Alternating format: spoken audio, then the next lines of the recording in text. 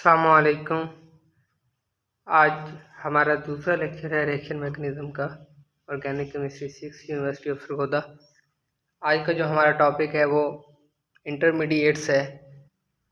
Intermediates एक बहुत important term भी है और एक इम्पोर्टेंट स्पीशी है जो केमिकल रिएक्शन के दौरान बनती है, और ये फिर हमें रिएक्शन का मैकेनिज्म जो है उसको इन्वेस्टिगेट करने में हेल्प करती है। तो रिएक्शन इंटरमीडिएट्स बेसिकली एक शॉर्ट लिविंग स्पीशी है जो बिल्कुल थोड़े से टाइम पीरियड के लिए बनती है और फिर आगे प्रोडक्ट में कन्वर्ट हो जाती है। एक शॉर्ट लिविंग रिएक्टिव स्पीशी जो हाईली रिएक्टिव होती है और फ़ौरन से प्रोडक्ट में कन्वर्ट हो जाती है। कोई स्टूडेंट क्या करते हैं कि वो ट्रांजिशन स्टेट और जो इंटरमीडिएट है इन दोनों को मिक्स कर देते हैं। तो ऐसी बात नहीं है, ये दोनों डिफरेंट चीज़ें हैं। इस चीज़ को अगर मैं एनर्जी डायग्राम से एक्सप्लेन करूँ तो यहाँ पे हमारे पास एनर्जी आ जाएगी और यहाँ पे रिएक्शन प्रोग्रेस, यहाँ से हमारा रिएक्शन शुरू हो रहा है और इस तरह से ये कंप्लीशन की तरफ जा रहा है। तो ये हमारे पास रिएक्टेंट्स हैं, ये प्रोडक्ट है। तो यहाँ पे ये एक्टिवेशन एनर्जी और यहाँ पे ये ट्रांजिशन स्टेट बनी है। ट्रांजिशन स्टेट के बाद जो यहाँ पे हमें चीज़ मिलती है इस जगह पे, इसको हम कहते हैं ये हमारा इंटरमीडिएट है।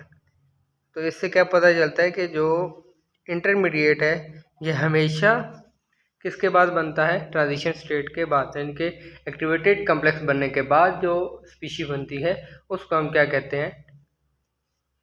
इंटरमीडिएट। इसकी अगर टाइप देखी जाए तो कुछ बुक्स में टाइप्स में कार्बोकेटाइन, फ्री रेडिकल, कार्बेनाइन, नाइट्रीन, बेंजाइन ये लिखी होंगी। मैं इनकी जो टाइप्स है वो इनकी जो लाइफ पीरियड है उसके अकॉर्डिंग बताता हूँ। सबसे पहली टाइप इसकी होगी अनस्टेबल इंटरमीडिएट।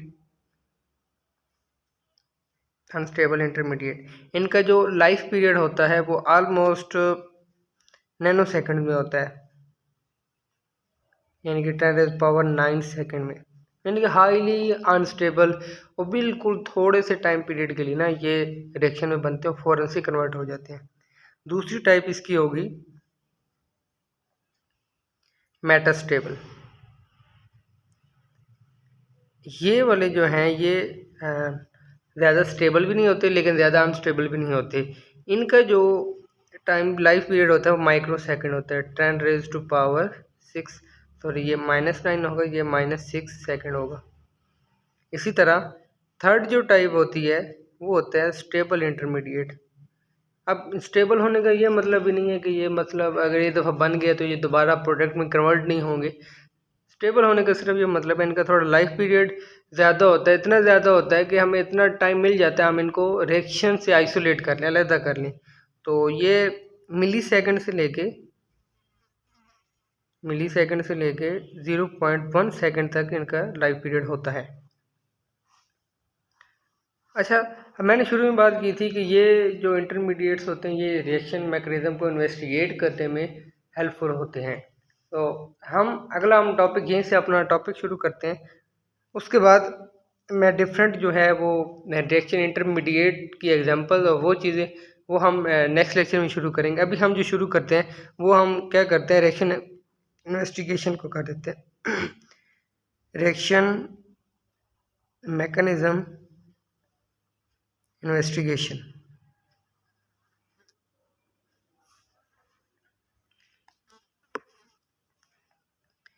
ये तो हम जानते हैं कि कोई भी रिएक्शन जो है ना, रिएक्शन मैकेनिज्म वो डिफरेंट होते हैं। कंसर्टेड हो रहा है, सब्स्टिट्यूशन रिएक्शन हो रहा है, एडिशन हो रहा है, उसके बाद एरोमेटिक सब्स्टिट्यूशन है, न्यूक्लियोफिलिक सब्स्टिट्यूशन है, स्टेप वाइज है। ये सारी चीज़ें मैंने आपको बोला था कि नोट्स में मौजूद जो बेसिक टर्मिनोलॉजीज़ हैं उनको एक दफ़ा पढ़ लें। तो अभी हम क्या करेंगे, रिएक्शन मैकेनिज्म इसकी जो सबसे पहले जो इसका वे होता है वो हम प्रोडक्ट को देख के हम रिएक्शन को इन्वेस्टिगेट करते हैं, वो हम नेक्स्ट में पढ़ते हैं। सबसे पहले जो भी हमारे टॉपिक से लिंक है हम उसको पढ़ते हैं कि इंटरमीडिएट्स की स्टडी से हम रिएक्शन मैकेनिज्म को गवर्न कर सकते हैं कि ये रिएक्शन स्टेप वाइज था या कंसर्टेड था, सब्स्टिट्यूशन था या किस तरह का था। Study of intermediate. अब स्टडी ऑफ इंटरमीडिएट में तीन चीज़ें आती हैं।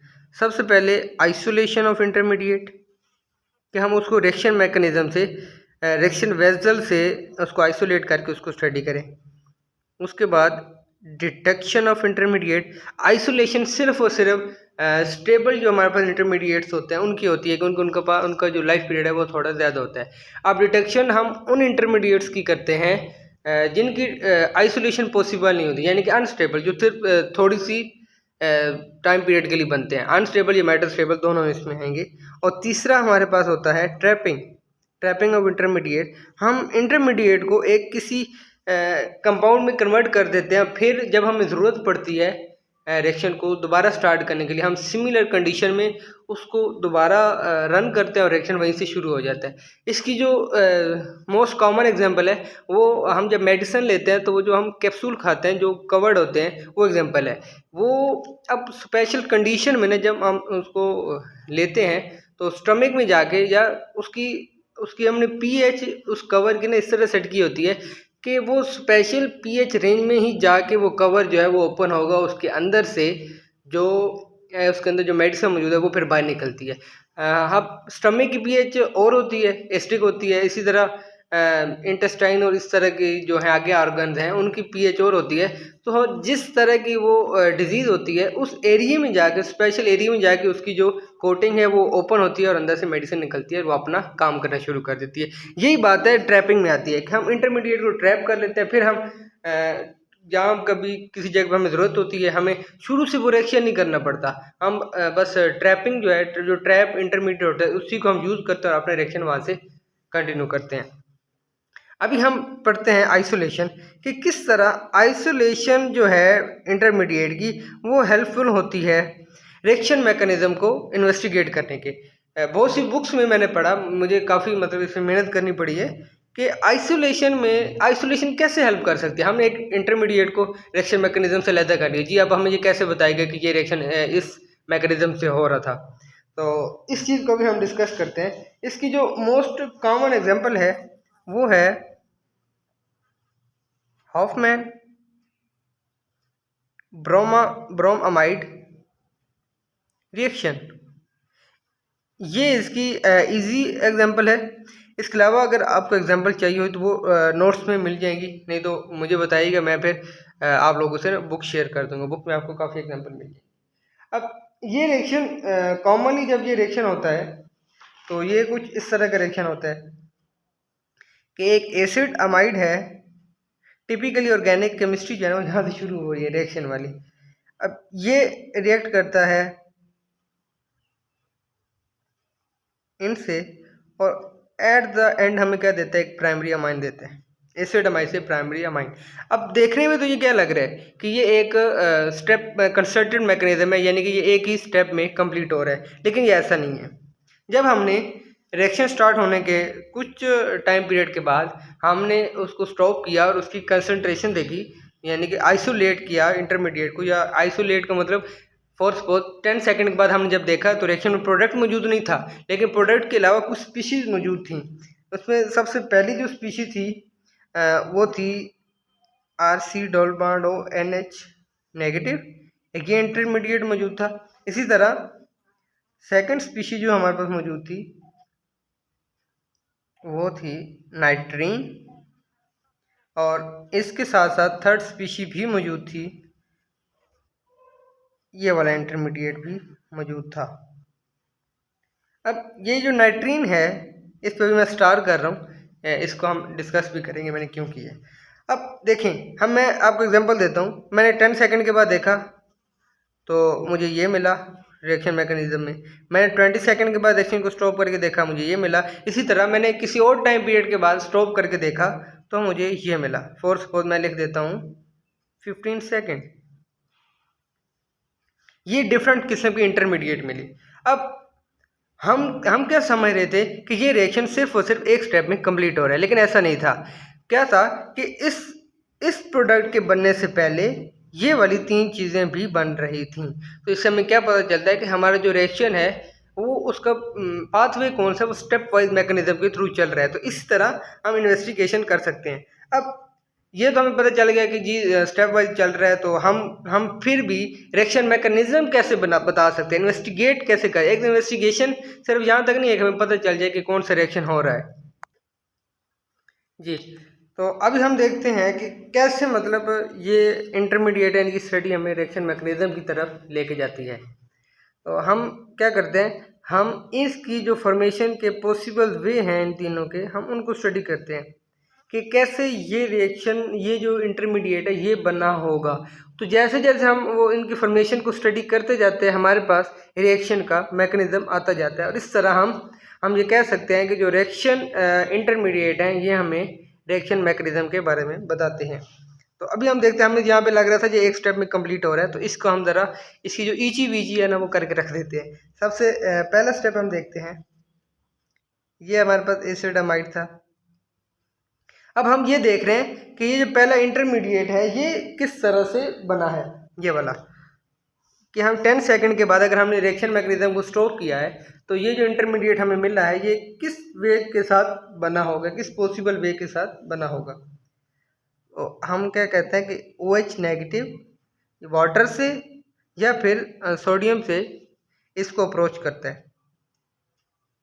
अगर हम जैसे देखा जाए तो जो सोडियम है या तो ज़्यादा बेसिक है, तो ये जल्दी हाइड्रोक्साइड जो है ना वो रिलीज करेगा, तो डिसोसिएट जल्दी होगा, तो यही हाइड्रोक्साइड का ही अप्रोच करेगा इसके साथ। तो NH2 का जो हाइड्रोजन है ये इस वाटर जो है इसको कैरी करेगा, OH कैरी करेगा और एज ए वाटर यहाँ से रिमूव हो जाएगा। इन द रिजल्ट हमें जो स्पीशी मिलेगी वो हमारा पहला इंटरमीडिएट होगा। इसको मैं A का नाम दे देता हूँ, ये हमारा पहला इंटरमीडिएट है। अब हम देखेंगे कि जो नेक्स्ट है नाइट्रीन जिसको मैंने बोला था, ये किस तरह से बना होगा। सेकंड स्टेप है हमारा। तो अब देखते जाएं, एक स्टेप हमारे पास कंप्लीट हो चुका है, अब दूसरा रिएक्शन मैकेनिज्म का स्टेप है। तो यहाँ पे Br, ये Br2 है sorry, Br negative hydrolytic cleavage होगी, ये आपने पढ़ा होगा। तो Br नेगेटिव जो है वो इसको अप्रोच करता है। अब ये जो नाइट्रोजन के ऊपर ये नेगेटिव चार्ज है ये अटैक करता है इसके ऊपर, Br2 अप्रोच करेगा इसके ऊपर। अब इन द रिजल्ट हमें क्या स्पीशी मिलेगी, N के साथ एक Br अटैच हो जाएगा हाइड्रोजन जो पहले से मौजूद थी, और Br नेगेटिव यहाँ से रिमूव हो जाएगा। अगर आप देखें तो ये कुछ इस तरह से क्लीवेज हुई है, ये एक Br का इलेक्ट्रॉन, ये दूसरी Br का इलेक्ट्रॉन, और ये इन दोनों के दरमियान बॉन्ड बना हुआ है। जब क्लीवेज होती है तो यहाँ से क्लीवेज होती है, ये जो दोनों इलेक्ट्रॉन है ये एक Br के पास चले जाते हैं, ये Br नेगेटिव बन जाता है, और ये वाला जो Br है ये Br पॉजिटिव बन जाता है। अब इसकी जो इलेक्ट्रॉन की डेफिशिएंसी है वो कौन पूरा करता है, जो नाइट्रोजन के ऊपर ये नेगेटिव चार्ज यानी कि 2 इलेक्ट्रॉन मौजूद है वो इसको डोनेट करते हैं, इसकी डेफिशिएंसी को पूरा करके यहाँ पे बॉन्ड बन जाता है। थर्ड स्टेप यहाँ से हम देखते हैं क्या हुआ होगा कि इसको अप्रोच करते हैं ये वाला Br नेगेटिव और साथ में OH नेगेटिव, और इन द रिजल्ट हमें क्या देते हैं, नाइट्रीन। तो इसका मतलब क्या है, Br भी यहाँ से रिमूव हो गए और OH भी रिमूव हो गए। अगर आप Br से नहीं समझते तो आप ये समझें कि इस चीज़ को किसने अप्रोच किया है, NaOH ने। तो इन रिजल्ट हमें क्या मिला, एक नाइट्रीन मिली प्लस NaBr मिला प्लस H2O मिला। मैंने ऊपर यहाँ पे ये स्टार लगवाया था नाइट्रीन की फॉर्मेशन के ऊपर। हम रिएक्शन मैकेनिज्म को फॉर सपोज 20 सेकेंड के बाद जब स्टॉप करते हैं तो हमें क्या मिलता है, नाइट्रीन। लेकिन जब हमने देखा कि हमने 10 के बाद जो 15 सेकंड के बाद, जो मैं एग्जांपल दे रहा हूँ, 15 सेकंड के बाद जब हमने रिएक्शन को स्टॉप किया तो हमें कोई एक डिफरेंट स्पीशीज देखने को मिली जो यहाँ पे मौजूद है। तो ये हमारा तीसरा इंटरमीडिएट था। तो अब हम ये भी देख लें कि ये जो नाइट्रीन की फॉर्मेशन है ये एक स्टेप में नहीं हुई थी, ये फिर से 2 स्टेप में हुई थी। तो इसको मैं इधर लिख रहा हूँ, ये हमारे पास थर्ड स्टेप होगा, इसको मैं थर्ड A कह लेता हूँ, इसको थर्ड B कह लेता हूँ। तो ये जो स्टेप था ये पॉसिबल नहीं हो सकता, क्यों, क्योंकि ये डायरेक्ट स्टेप हो रहा है, तो ये हमारे रिएक्शन मैकेनिज्म में नहीं आएगा, ये एक स्टेप वाइज के थ्रू आएगा। इसमें क्या होगा, सबसे पहले इसको अप्रोच करेगा OH नेगेटिव, डायरेक्ट मतलब NaOH नहीं अप्रोच करता, उसमें से पहले OH नेगेटिव इसको अप्रोच करता है, वो वाटर हाइड्रोजन को कैरी करके एज ए वाटर रिलीज हो जाएगा। और इन द रिजल्ट हमें क्या मिलेगा, हमारा थर्ड इंटरमीडिएट मिलेगा। ये वो स्पीशी थी जो जब हमने देखा कि जब ये रिलीज 10-15 सेकंड के बाद जब हमने रिएक्शन को स्टॉप करके देखा तो हमें ये वाला इंटरमीडिएट मिला। उसके बाद इसको अप्रोच करता है अगेन, इसको मैं फोर्थ स्टेप कह रहा हूँ, इसको अप्रोच करेगा Na और Br को है वो वहाँ से रिलीज करवाएगा और इन रिजल्ट हमें क्या मिलेगा, हमारा नाइट्रीन की फॉर्मेशन हो जाएगी। अब अगर देखा जाए तो हमारा एंड प्रोडक्ट क्या था, प्राइमरी अमाइन 1 डिग्री अमाइन। तो ये तो यहाँ पे नहीं बना, तो मजीद मतलब रिएक्शन अभी चल रहा है क्योंकि हमने रिएक्शन को सिर्फ 20 सेकंड के बाद स्टॉप करके देखा है, तो ये हमें चीज़ मिली थी। तो अभी रिएक्शन कंटिन्यू है, तो उसके आगे स्टेप क्या होंगे, इसको मैं स्टेप नंबर 5 कह देता हूँ। तो यहाँ पे रीअरेंजमेंट होगी, मैं लिख रहा हूँ। रीअरेंजमेंट में क्या होगा, ये जो R है ये इस नाइट्रोजन को अप्रोच करेगा और जो खुद अप्रोच नहीं करेगा, ये इस नाइट्रोजन के जो लोन पेयर है इसकी तरफ ये अट्रैक्ट होगा। अब कार्बन के बाद एक बॉन्ड फ्री हो जाएगा। अब वो कार्बन जो है अपना जो फोर्थ बॉन्ड है वो कंप्लीट करने के लिए नाइट्रोजन के साथ डबल बॉन्ड बना लेगी। अब हम जानते हैं नाइट्रोजन जो है वो 3 बॉन्ड बनाता है, तो तीसरा बॉन्ड उसका वो R के साथ कंप्लीट हो जाएगा। तो ये कुछ इस तरह से हमारे पास हमें एक प्रोडक्ट मिलेगा, इसको हम कहते हैं आइसोसाइनेट। तो ये हमारा चौथा इंटरमीडिएट भी हो सकता है इस रिएक्शन मैकेनिज्म का, क्योंकि ये भी एक शॉर्ट लिविंग सी स्टेज है। ये रीअरेंजमेंट है, ये बिल्कुल शॉर्ट है, जिसको मैं डी कह देता हूँ। ये हमारा फोर्थ जो है वो इंटरमीडिएट होगा। ये हमारे पास हमारा बी सेकंड इंटरमीडिएट था और ये नाइट्रीन जो था ये सी थर्ड इंटरमीडिएट था। उसके बाद 6th स्टेप होगा, ये लास्ट स्टेप होगा आई थिंक सो, और इसमें हमें हमारा क्या मिलेगा, प्रोडक्ट मिलेगा। इसको वाटर अप्रोच करता है। अब ये वाटर कहाँ से आया, मैंने यहाँ पे कंडीशन में लिखा था। इसको जब वाटर अप्रोच करेगा तो कार्बन और नाइट्रोजन को जो ये डबल बॉन्ड है ये ब्रेक होगा। नाइट्रोजन को अप्रोच करेगा हाइड्रोजन और कार्बन को अप्रोच करेगा OH।